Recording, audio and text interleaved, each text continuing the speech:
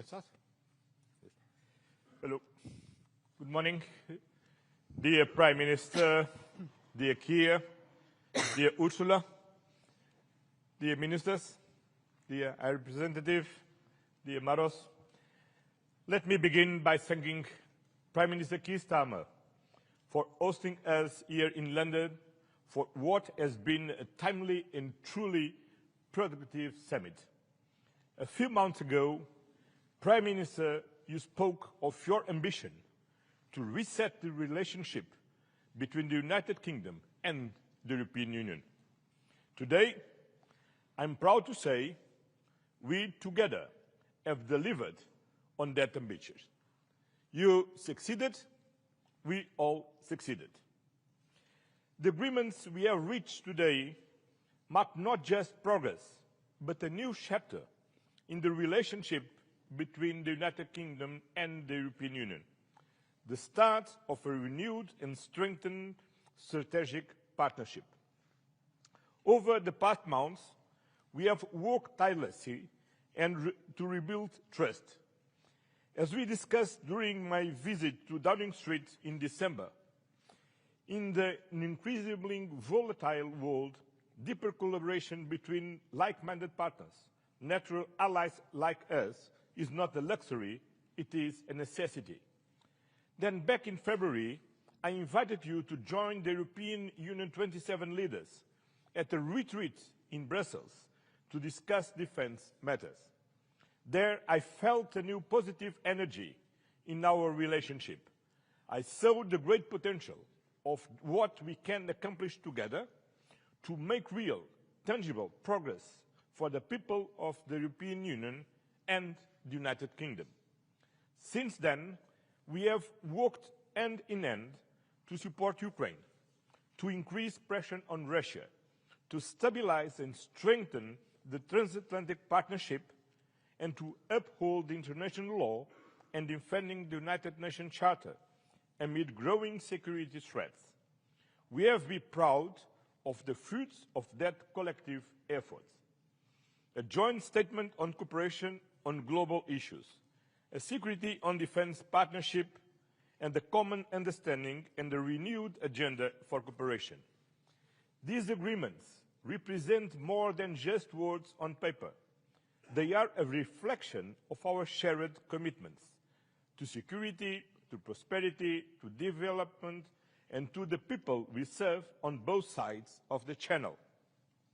Our relationship is grounded in shared values, mutual interests, and the simple fact of our geographical closeness.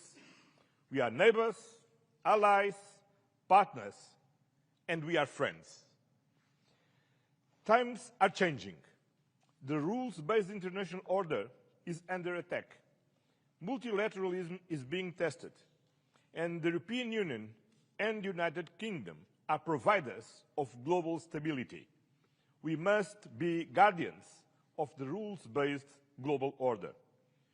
Europe faces gravest security threat in decades, provoked by Russia's brutal war of aggression against Ukraine. But both the United Kingdom and the European Union are united in one belief. We share a fundamental responsibility for the security of Europe. That is why we are committed to continue our efforts together to achieve a comprehensive, just and lasting peace in Ukraine. A peace that guarantees Ukraine's independence, sovereignty and territorial integrity. The ball is now in Russia's court. Together, we will intensify pressure on President Putin, including through a new package of sanctions, to bring him to the negotiation table. Russia must agree to an unconditional ceasefire. It must stop being a threat to Ukraine and to European security. On defence, our new partnership will bring deeper cooperation. It will strengthen Europe's contribution to NATO, and it will sharpen our focus on common strategic priorities. On trade, we are united in our commitment to economic stability. We both believe in free trade, fair, sustainable and open, as the engine of prosperity for our citizens and for the global economy. On migration, we will work together to reduce irregular flows and to strengthen cooperation with countries of origin and transit. And finally, today, we also address the situation in the Middle East. In particular, we addressed the tragic humanitarian crisis in Gaza, a tragedy where international law is being systematically violated and an entire population is subjected to disproportionate military force. There must be safe, swift, and unimpeded access to humanitarian aid. The remaining hostage must be unconditionally released, and the permanent ceasefire must be reached now. Our discussion reaffirmed our shared conviction that lasting peace and security in the Middle East can only be achieved through the implementation of the two-state solution. Prime Minister, dear Keir, your leadership has been instrumental in turning ambition into action. Today's agreements are a testament to your determination and to the new tone you have brought to our relationship. The United Kingdom and the European Union are stronger when we stand together for prosperity, for security, and for peace in Europe and beyond. This is the message that underpins our renewed cooperation. This is the direction we are taking together after this successful summit, which will be just the first of many, because, as we have agreed today, from now on, the European Union and the United Kingdom will meet every year. So, we see you last week in Brussels. Thank you very much. Thank you very much. Yes, thank you very much. Antonio, thank you for your words. But my dear Keir, this is a historic moment because it is the first ever EU-UK summit and it is a success. And this is also thanks to your leadership. And I really want to thank you for the leadership, because it's not only about the summit, a day where we are here now in London, but it's all these weeks and months of preparation and hard work to get to the excellent result that we have. We're turning a page. We're opening a new chapter in our unique relationship. This is the story of historical and natural partners standing side by side on the global stage, facing most of the same challenges, pursuing the same objectives, like-minded, sharing the same values, and thus we are looking for solutions that are beneficial for both our people and standing shoulder by shoulder when it comes to really getting to the solutions. I want to have a look at the common understanding, which is basically the roadmap that we have agreed on to follow now after this summit. First, we have concluded our security and defense partnership. This will boost our cooperation in security and defense initiatives. There are lots of topics covered.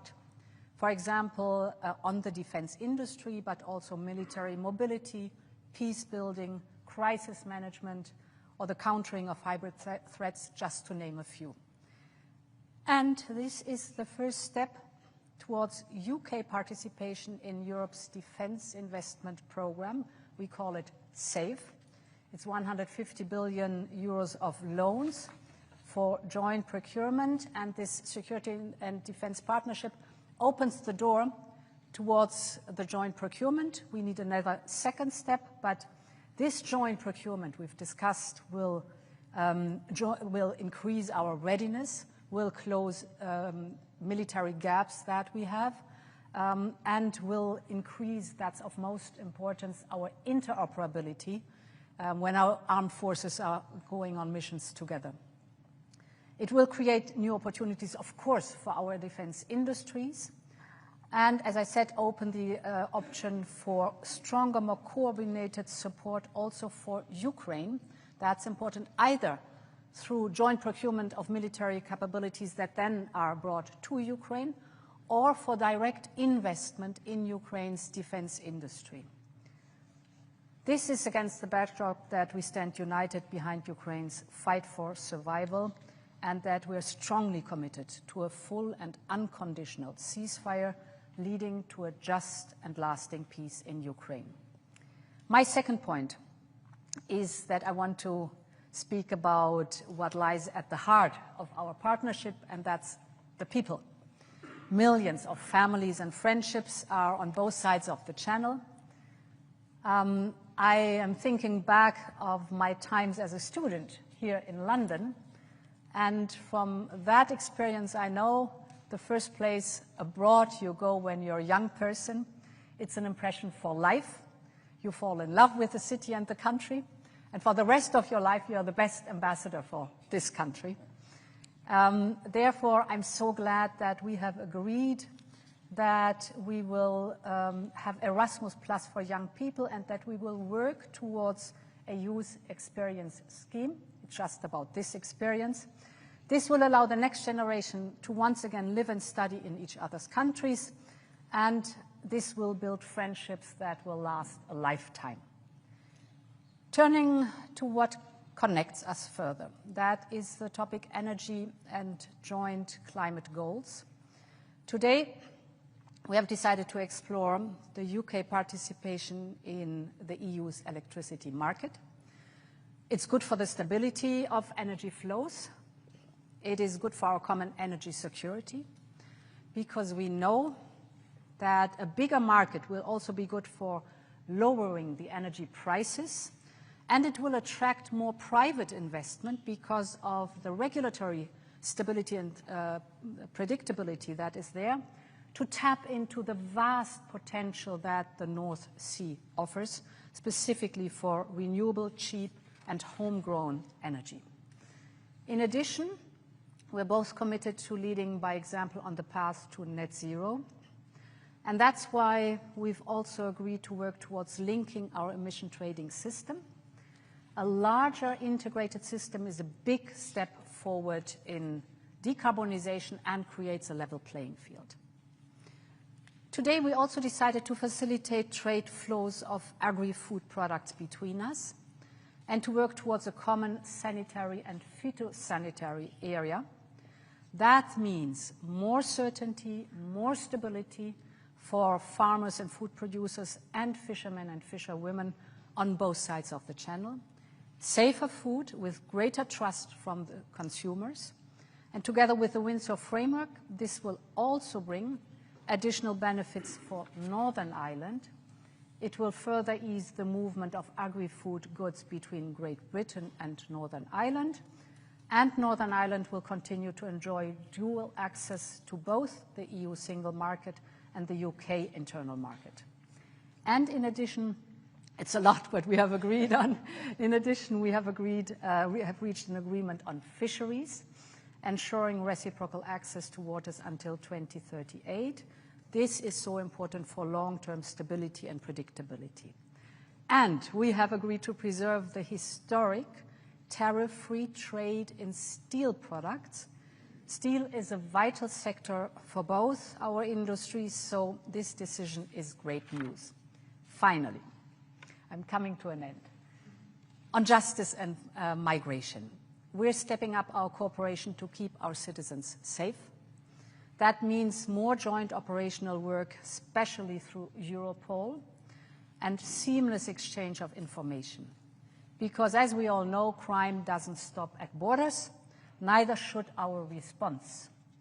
On illegal migration, we are joining forces to crack down on smugglers and traffickers. This is organized crime. Our goal is clear. We want to protect our borders and prevent further tragedies. We are also stepping up, therefore, our joint cooperation with third countries. As you know, we on the European Union side have made this one of our priorities, and we welcome that the UK is joining us in this effort. Dear Keir, what we have agreed today is historic. It will make a real difference to people in the UK and across our union. But the message we are sending to the world today is equally, if not more important. It is a message that at a time of global instability, and when our continent faces the greatest threat it has for generations, we in Europe stick together. A strong EU-UK relationship is of fundamental importance for that, for our security, for our prosperity, for our shared destiny on this continent. And this is what it's all about today. So I want to thank you for hosting us. It was a great summit, and thank you very much for your leadership. Well, thank you, Ursula. Thank you, Antonio, for your words, and thank you for your leadership on this as well. Ladies and gentlemen, Britain is back on the world stage, working with our partners, doing deals that will grow our economy, and putting more money in the pockets of working people. In the last 2 weeks alone, we've delivered trade deals with India and the US. And that means jobs saved, jobs created, more growth, and a huge vote of confidence in this country. It shows that as global instability is rising, the decisions that we've taken to stabilise the economy and lead the way internationally have made Britain a place where people want to do business once again. And from that position of strength, today we have struck this landmark deal with the EU, a new partnership between an independent Britain and our allies in Europe. This is the first UK-EU summit. It marks a new era in our relationship. And this deal is a win-win. It delivers what the British public voted for last year. It gives us unprecedented access to the EU market, the best of any country outside of the EU or EFTA, all while sticking to the red lines in our manifesto about not rejoining the single market, the customs union, and no return to freedom of movement. So this deal is good for both sides. And let me set out why it is good for Britain.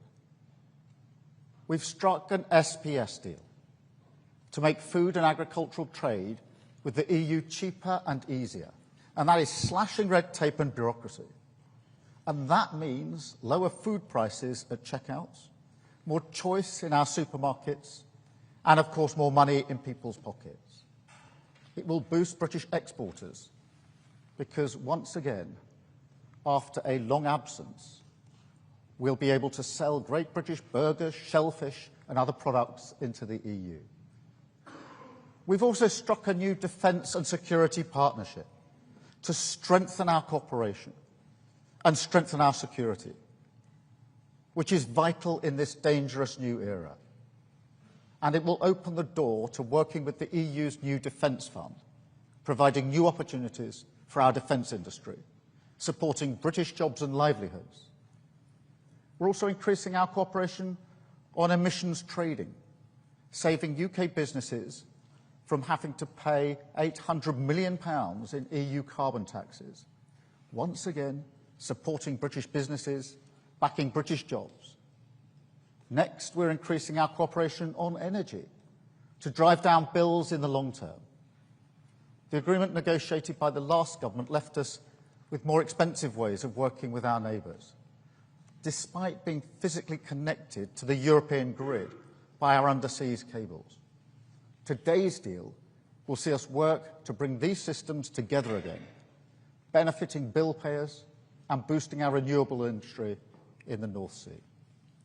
Today's deal is also good for British steel, protecting our steel exports from new EU tariffs, saving the industry £25 million every year.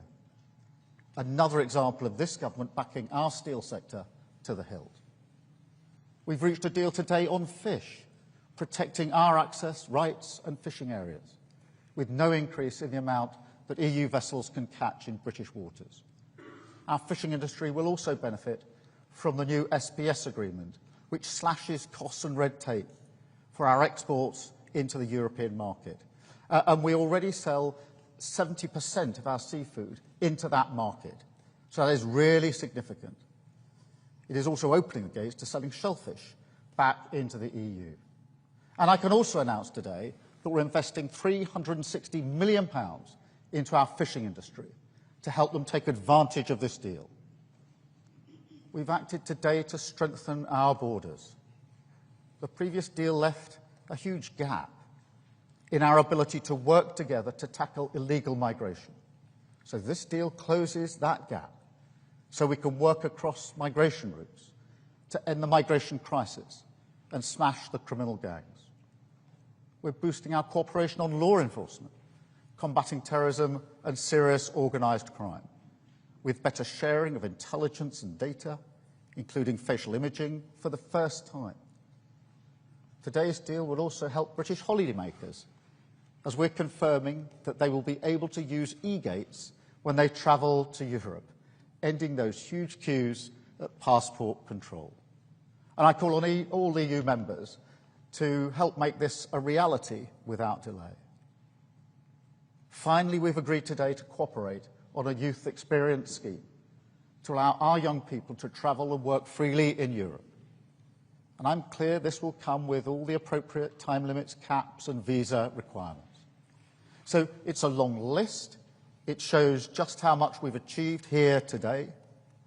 Real benefits for the British people. Because it's time to look forward. It's time to move on from the stale old debates and political fights to focus on delivering common sense, practical solutions which get the best for the British people.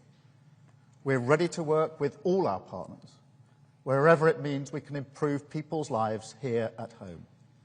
And that's what this deal is all about. Facing out to the world once again, in the great tradition of this nation, building the relationships we choose with the partners we choose, and closing deals in the national interest. Thank you. We'll now take some questions from the media, and I think I've got the list. I think we're going to go to the UK media first, and then to the European media. I've got Chris Mason on BBC first, please. Chris. Thank you, Prime Minister. Chris Mason, BBC News. To be clear, Prime Minister, isn't the truth that you've sold out the fishermen for what you see as the greater good? And a question to the European Union, to President von der Leyen. This deal involves the UK becoming an EU rule taker, which some people here really don't like. Are you pleased to have the UK back within the EU's orbit? Thank you. Chris, let me go first. Firstly, the focus, the driving principles of the comprehensive set of arrangements we've agreed today is about bills, it's about jobs, and it's about borders. They're the driving principles. And the SPS zone cuts away a huge amount of red tape for businesses and the way that we trade. It is incredibly important for fish because over 70% of our seafood goes into the European market. So for the first time under this arrangement, our fishing communities are able to sell more easily into the European market. As I say, 70% goes into that market. The length of time for the agreement provides the stability, because what would have happened next year is we would have come off the current arrangements, but then into year-on-year negotiations where nobody knows year-on-year where they stand. This gives stability in relation to that. It also opens the door for shellfish and the like to be sold back into the European market, which wasn't available before this deal. And, of course, we've announced the £360 transformation fund. So what this goes with is that access on a permanent basis, the SPS agreement on a permanent basis for our fishermen and fisherwomen in our fishing communities into that market. Huge amount of their stock goes into this. So this is good for fishing. Yes, on your question on rules, because the United Kingdom is a sovereign country, it can take agreements like this one, develop agreements like this one. And of course, whenever we have an agreement among us, we define together what the rules are, how we will act together on a specific topic. So it shows the sovereignty of a country, by being able to take agreements like this one here today. Thank you. Let me go to Robert Peston, ITV. Robert. Hello, Prime Minister. Robert Peston, ITV. Prime Minister, isn't this almost the worst of possible worlds in the sense that you've laid yourself open to accusations of betrayal from Brexit supporters because we are again having rules set for food by Brussels, while you're adding back just a 20th of the GDP, the national income, that we lost when we left the European Union.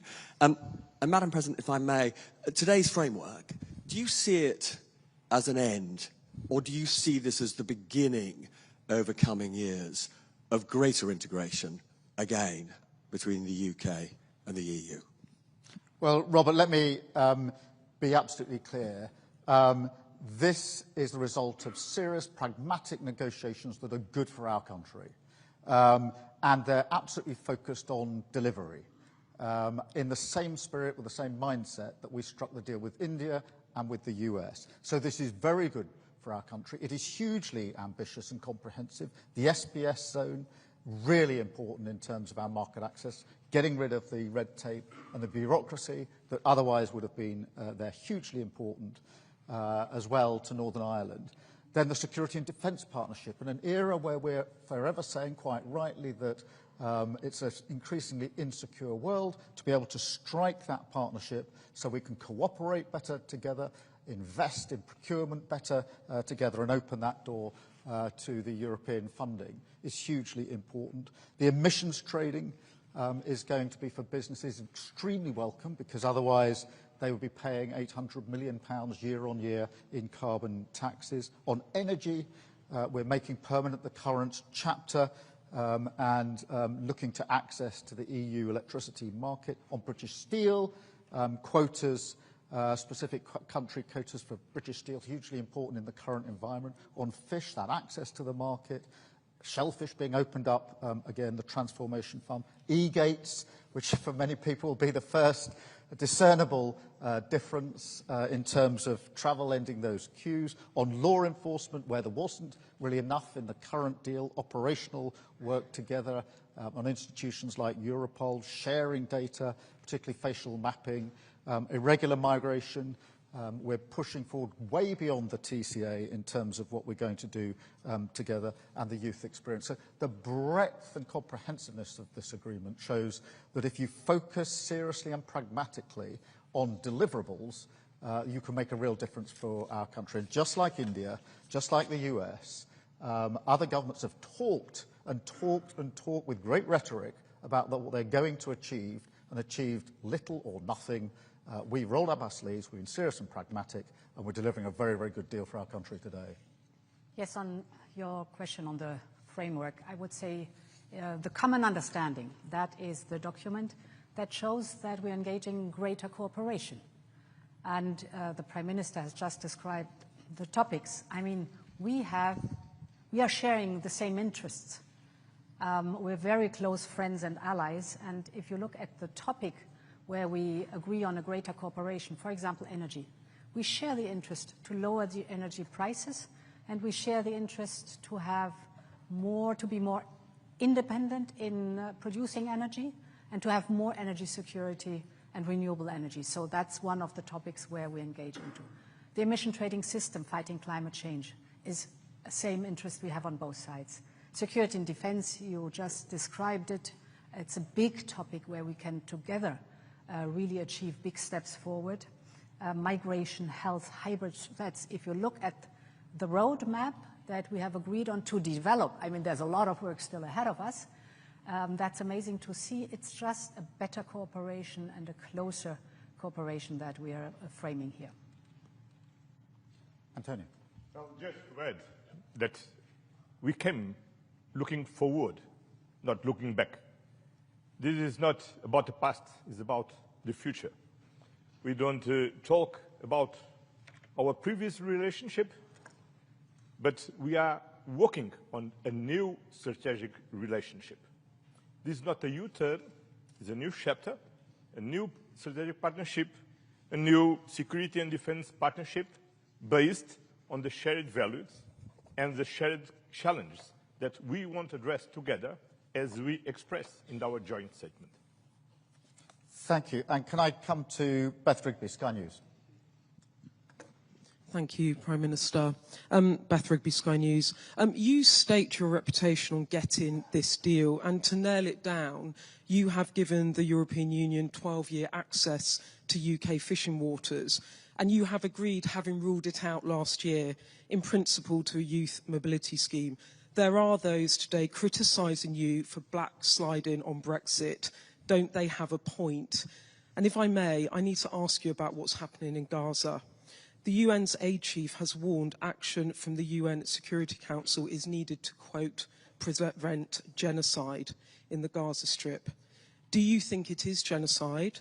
And can you, in good conscience, stand there as a leader and say you have done all you can? And to the Commission President, it has been a difficult few years between the UK and the EU. You describe this deal as turning the page on those years. Many Britons will welcome this deal, but what is your message to those who voted Brexit in the UK and view these new arrangements with suspicion? Thank you. Beth, this is a comprehensive agreement. It is balanced, reciprocal, and has huge benefits for the United Kingdom, based on our three principles, which is driving down bills, driving up jobs, and absolutely having control of our borders. And it delivers on all of those really important measures.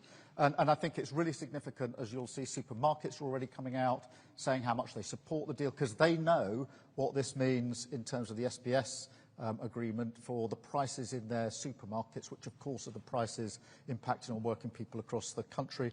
I think Salmon Scotland have come out already saying one of the huge exports from Scotland, how important it is from there. So I listen to the voices of those that are trading, the businesses across the country who are saying this is a good step forward over the voices of those from either side who've predicted what they would achieve and achieved very little.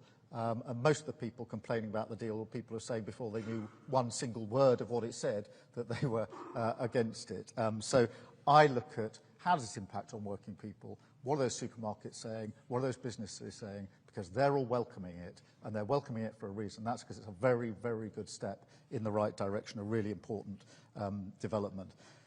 Let me separately address the question of Gaza, because it is a really serious, unacceptable, intolerable situation. And that's why we are working intensely to coordinate with other leaders how we respond to this, because it is intolerable, it is unacceptable, and we will continue to work in that way. Thank you very much. Beth. Yes. So we are sovereign neighbours. We're friends, we're allies. And this is a new beginning for old friends. In this spirit, we have designed the roadmap that we are working on together. And I think it shows, the content shows that we are working towards a friendly cooperation that is of benefit for both sides of the channel. On Gaza, the humanitarian situation in Gaza is unacceptable. For 2 months now, no humanitarian supplies have entered Gaza. Aid must reach civilians in need immediately, and the blockade on Gaza needs to be lifted now, because humanitarian aid must never be politicized. And we are calling for a resumption of the ceasefire and the immediate release of the hostages so that a permanent end of the hostilities can be finally achieved. We are convinced that the only solution is the two-state solution. This needs, among others, also a functioning Palestinian Authority. We are strongly supporting and financing the Palestinian Authority, and we as a Commission will propose a multi-annual package now of 1.6 billion euros for the years 25, 26, 27 to support the Palestinian Authority. Just about Gaza. Gaza. As the Prime Minister said, as Ursula said, is unacceptable. Israel must stop now immediately. The Hamas needs to release immediately all the hostage, and we need all together as international community to help the parts to build the two-state solution, the only one who can ensure a lasting peace in the region. Thank you very much. And Chris Hope from GB News, please. Thank you, Prime Minister. Christopher Hope, GB News. As you know, Sir Keir Starmer, critics say your deal turns us into rule takers, not rule makers on standards. The Scottish Fishermen Association, or Federation, say your deal is a horror show, far worse than Boris Johnson's botched Brexit agreement. Are they right? Have you been stitched up like a kipper by the European Union? Ms von der Leyen, the Tories will say today they will reverse everything you've agreed today. What's your message to them? And Mr Costa, what are your plans for your future summits? Do you want to see the UK and re-enter the single market and the customs union in your lifetime? Chris, let me again repeat the driving principles behind this deal, which are really important, which is the question, does it bring down bills?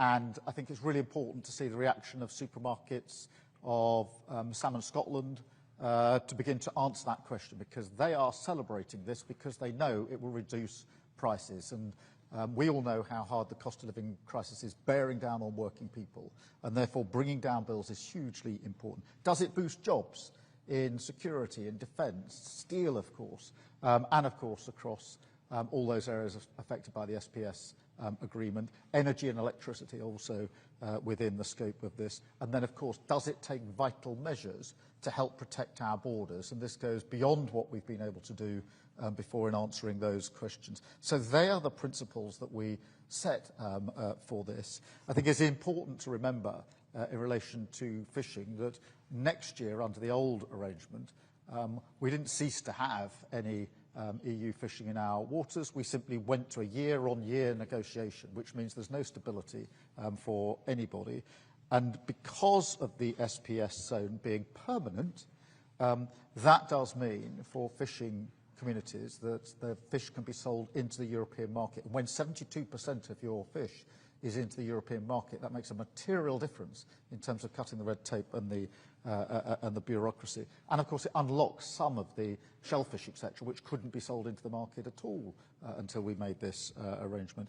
And I think it is important to emphasise again the £360 million transformation fund to fishing communities, which has never been put in place before. And that's why the comprehensive nature of this deal across so many strands is totally focused on that question. Does it bring down bills? Does it drive up jobs? And does it help us take control of our borders? And it answers all of those questions, which I think are fundamentally important for working people. Thank you. So to your question, my answer to all would be that we are good neighbours. And it's reasonable for good neighbours to work together when they face challenges. That's what we're doing. And I think now our job is, we've described the roadmap. We have to finally negotiate all the different details in it. And then our job is to implement it and to show the positive results. People will see the positive results. You spoke about bringing the bills down, less red tape without any question, more prosperity and more predictability. So ask us again in a few years and then we can show exactly what we have delivered. Well, thank you very much for your question. I had the privilege to work in the European Council with David Cameron, Theresa May, and Boris Johnson. I had the experience to negotiate with Cameron an agreement to avoid the Brexit, to negotiate with him the withdrawal agreement, the Windsor Agreement, the trade and cooperation agreement with him, with Theresa May, and finally with Boris Johnson. This is the past. Now, with Keir Starmer, we are turning the page, look at the future, and closing the gaps, but build on a new strategic partnership. Building and working on a new coming understanding a very ambitious roadmap, not to return to the single market, not to return to the customs union, but to do better together as neighbors, partners, allies, and friends. Thank you. I'm going to go now to European media. I've got Euractiv first, which is Owen Morgan, I think.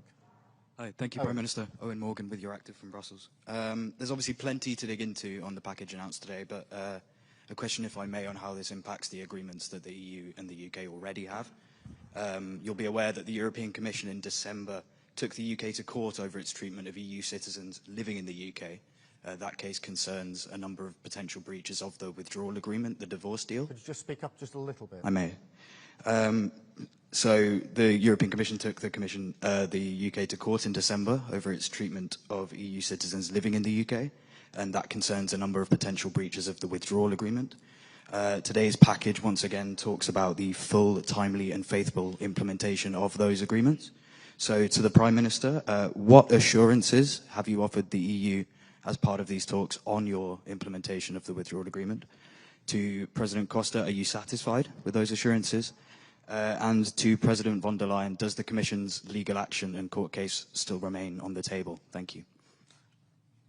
Let me be absolutely clear that this builds on the agreements we already have in place, which we respect and have agreed on the basis that will be fully implemented. And that's been the platform upon which we've been able to take this forward. And we've already, in relation to citizens' rights, etc., made advances even before today. But this is premised on the idea that this is a government that, when agreements are struck, respects those agreements and sticks to those agreements. And on that platform, we've been able to build so much of what we put before you today. Yes, sir. Or Antonio. Okay. I'm very satisfied because we now have a clear commitment to a fully and timely implementation of the previous, what is previously agreed, all these treaties.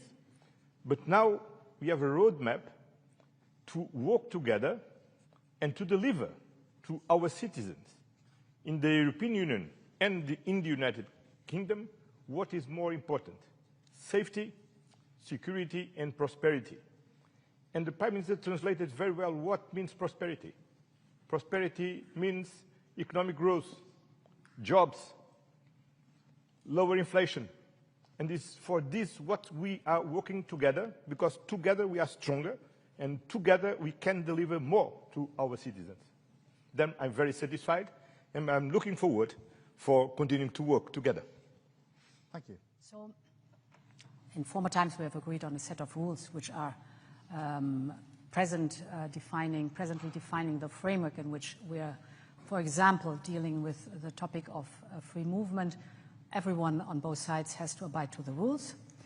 We have to implement these rules, and in some cases we are searching for legal clarity. This is a normal process that goes on not only on the topic of free movement, but on every topic where you have to implement rules. That's the state of play. Thank you very much. I've got Mr. Valero from Bloomberg. Good afternoon, Jorge Valero with Bloomberg. First, for you, Prime Minister, a couple of details on the agreement reads.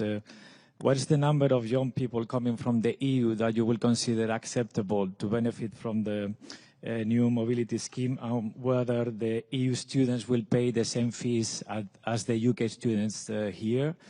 Secondly, for the EU side, whether you will wait to conclude the more detailed agreement for the UK firms to benefit from SAFE until you have an agreement reached on youth mobility and Erasmus. And very quickly, finally, President Costa, since you were referring to past agreements and your satisfaction, whether you are satisfied with the fact that there is no reference to Gibraltar, which is an important issue for your Iberian neighbours. Thank you. Let me just, on the youth experience scheme, obviously this gives an opportunity for young people in the UK to work, travel, volunteer, au pair, you name it, in Europe, and the same the other way. it doesn't deal with university fees, just to deal with the particular question that you raised, so there's no change there. It is that experience. It is time limited. I mean, the numbers to be agreed, so it's not an uncapped scheme, and it'll be a visa scheme. So everything will now be done through mutual agreement as we go forward, but they're the principles behind the experience, which will give great opportunities for UK young people, and also great opportunities for member states' young people as well.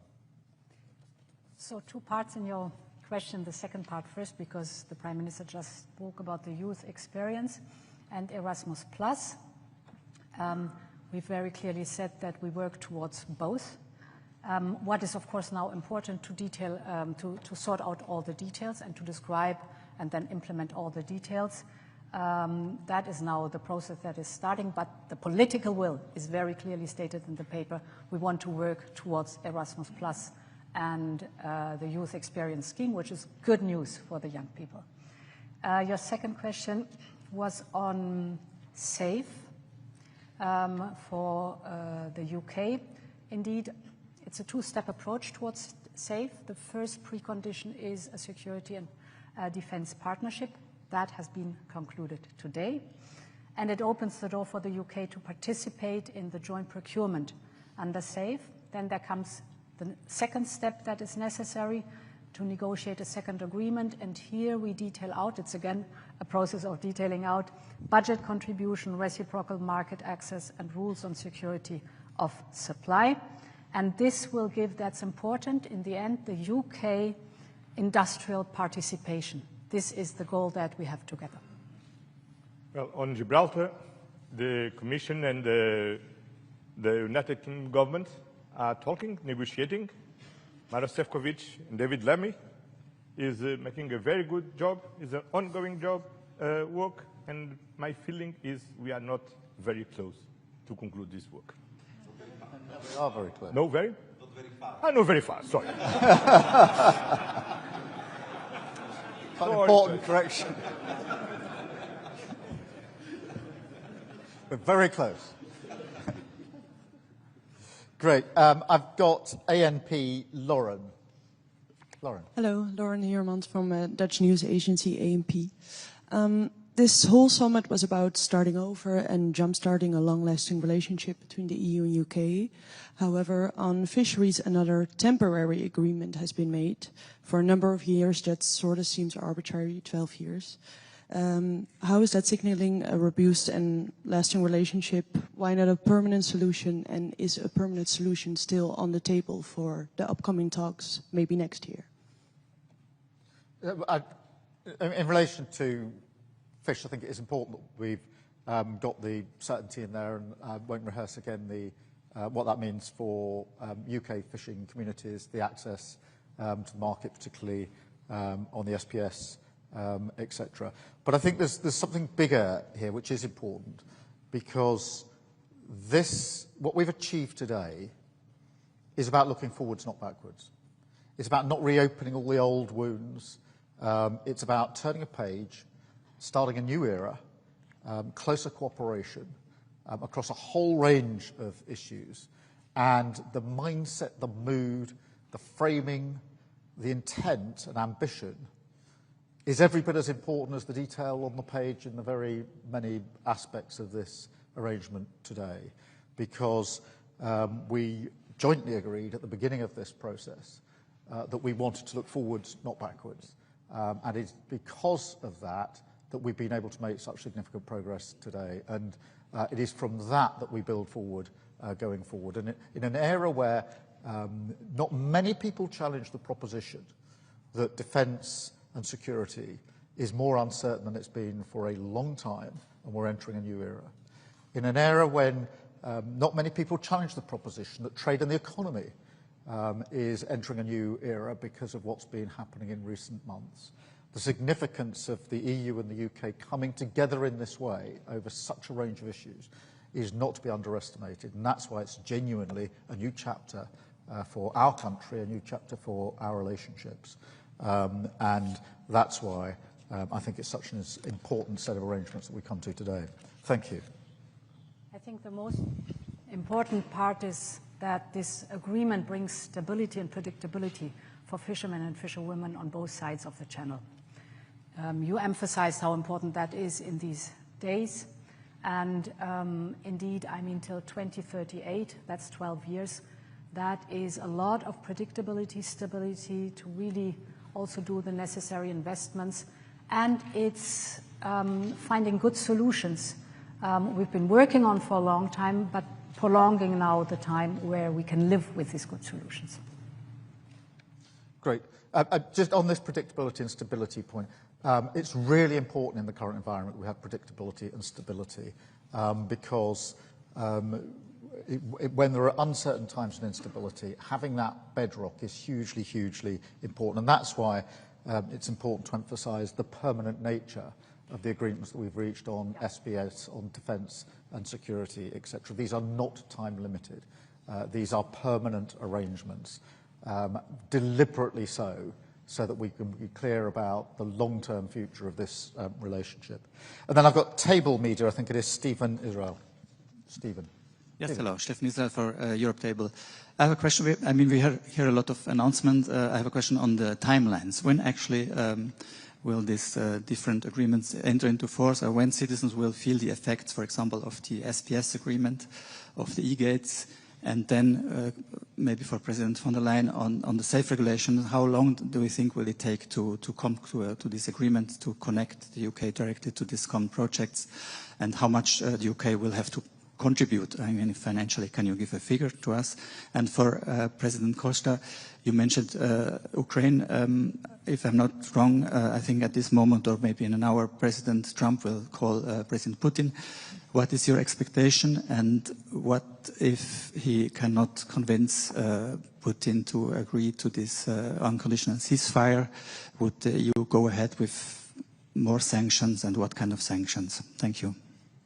Let me address the timelines to start with. Firstly, can I emphasise the speed with which we've got to this summit and the achievements at this summit, because we came into government just over 10 months ago. We started in earnest in the autumn of last year in terms of what we wanted to achieve from this summit, and therefore in 6 months or so we're able to agree across this broad range, comprehensive range of issues, and that is real progress at pace. In the past, I genuinely think it would have taken very much longer to reach any one of these strands in terms of agreement. And our message to our negotiating teams this morning, as we celebrated how far we'd come, was to go at pace to make good on these commitments now. And that's a joint instruction to our teams. So we want to see the benefits of these coming just as quickly as possible for all of our citizens. And so you can expect the same pace and intensity as we go forward on each of these strands going forward. Thank you. I can continue here. The SAFE instrument has now just been approved by all the institutions, so it's ready to go. And therefore, we have to work hard that we have the second step also negotiated, and then we're going to be indeed ready to deliver. So it's a question of, I hope, only a few weeks, and then we should be done. Achieve a just and lasting peace in Ukraine is a main priority for the European security.